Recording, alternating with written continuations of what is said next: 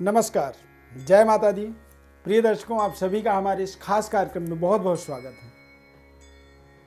दर्शकों, आज हम राहु और केतु के राशि परिवर्तन के विषय में बात कर रहे हैं। साथ ही साथ मार्च 2019 कर्क राशि वाले जातकों का किस तरह से रहने वाला है और राहु केतु के राशि परिवर्तन का क्या प्रभाव होने वाला है। कर्क राशि के स्वामी जो है चंद्रमा ग्रह होते हैं। चंद्रमा हमारे मन के स्वामी हैं, मन का आधिपत्य उनको प्राप्त है। मन के ऊपर चंद्रमा का एक विशेष अधिकार होता है।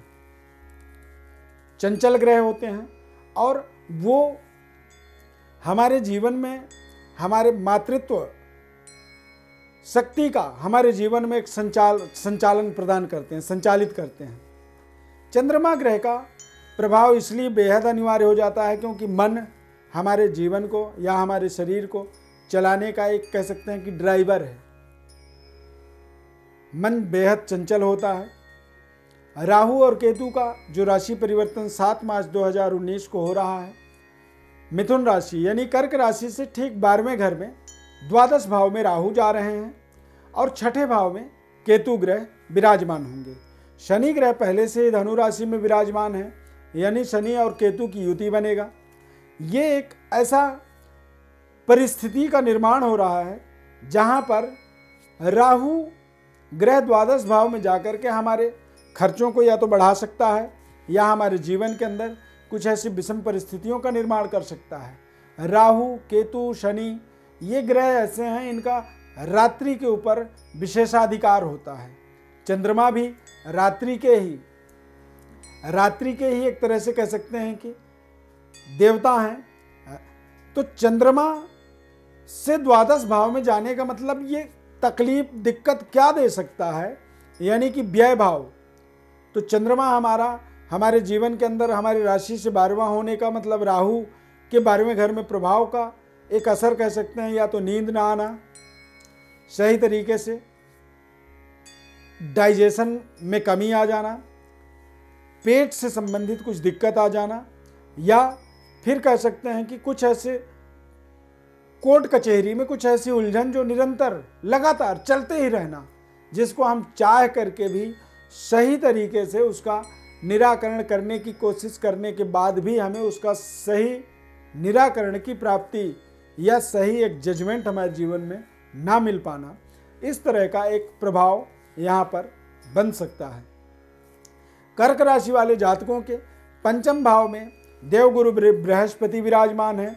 तो बृहस्पति की दृष्टि लाभ भाव में बना हुआ है। कर्क राशि के जो जातक हैं, यदि आप अपने मेहनत परिश्रम से अपने जीवन के अंदर अग्रसर हैं, आगे बढ़ रहे हैं, तो ऐसी स्थिति में ये जो परिवर्तन है, इस परिवर्तन के अंदर थोड़ा सा आपको अपना एक जागरूकता, अपने प्रभाव को, स्वभाव को थोड़ा सा ज़रूरत पड़ने पे बदलाव करना पड़े तो आप ज़रूर करें। हाँ, ये ज़रूर मैं कहूँगा कि इस समय में आपको अपने खर्चों पर पैनी नज़र रखना होगा।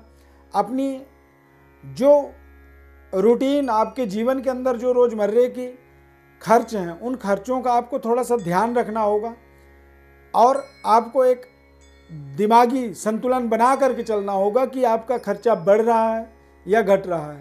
कुछ ऐसे अनावश्यक खर्चों का आपको सामना करना पड़ेगा जो खर्चे दरअसल आपके शेड्यूल में नहीं है, वो आपके व्यवस्था के अंदर नहीं आते हैं, वो अचानक आपके जीवन में आकर के हावी होता है। तो ऐसी परिस्थितियों का यहाँ पर निर्माण होने का एक संकेत बन रहा है। यहाँ पर बच के रहना होगा और अपने सेहत स्वास्थ्य का भी आपको ख्याल रखना होगा। द्वादश भाव यानी शैया सुख, बिस्तर के अंदर आदमी जब यदि सोता है तो एक अच्छी नींद, उसे संपूर्ण निद्रा की प्राप्ति होती है, तो उससे सेहत स्वास्थ्य आपका ताकतवर होता है, मजबूत होता है। और यदि शैया सुख में या आप कहें कि रात भर बिस्तर में तो रहे लेकिन नींद नहीं आई, तो उससे भी आपके जीवन में जो आपका दैनिक दिनचर्या होता है वो प्रभावित होता है। आप अपने परफॉर्मेंस को पूरी तरह से नहीं कर पाते हैं। जीवन में कुछ ना कुछ कठिनाइयों का आपको सामना करना पड़ता है। मंगल ग्रह कर्क राशि के जातकों का 10वें भाव में विराजमान रहेगा। ये कुल दीपक योग बना रहा है, यानी आप ताकतवर तरीके से एक सकारात्मक सोच लेकर के ही चलते रहेंगे तो निश्चित रूप से आप तमाम बड़े से बड़े समस्या का समाधान आप कर सकते हैं, क्योंकि इस समय आपका मार्च माह 2019 में मंगल जो है दिग्बली रहेगा, ताकतवर रहेगा। बुध जो है अपने नीच राशि मीन राशि में भ्रमण करेगा और सूर्य ग्रह 8वें भाव में विचरण करेंगे।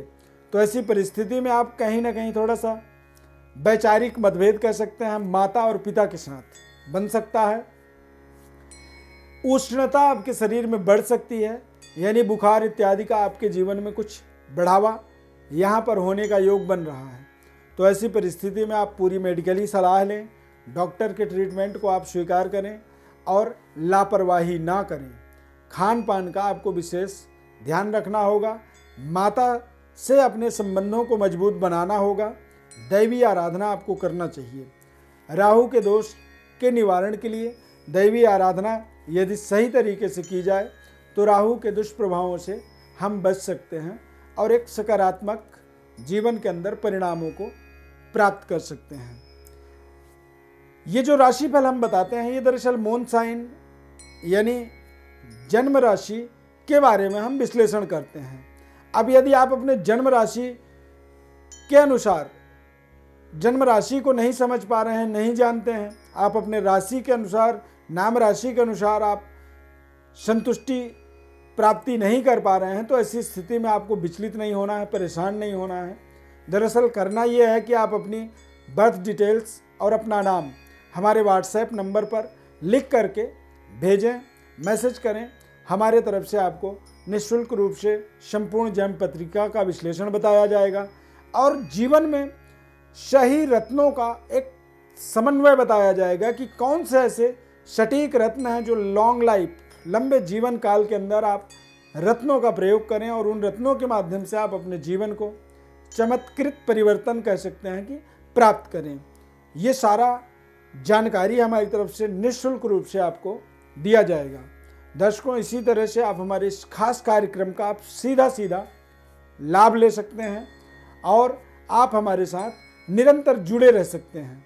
आप हमारे इस चैनल को जरूर सब्सक्राइब करें, लाइक करें, बेल के बटन को आप क्लिक करें ताकि आप हमारे नए कार्यक्रमों से सीधे जुड़े रहें। आप सभी हमारे इस कार्यक्रम को पसंद करते हैं। आप सभी के प्रेम स्नेह को सादर आभार हृदय से हम धन्यवाद करते हैं। जय माता दी।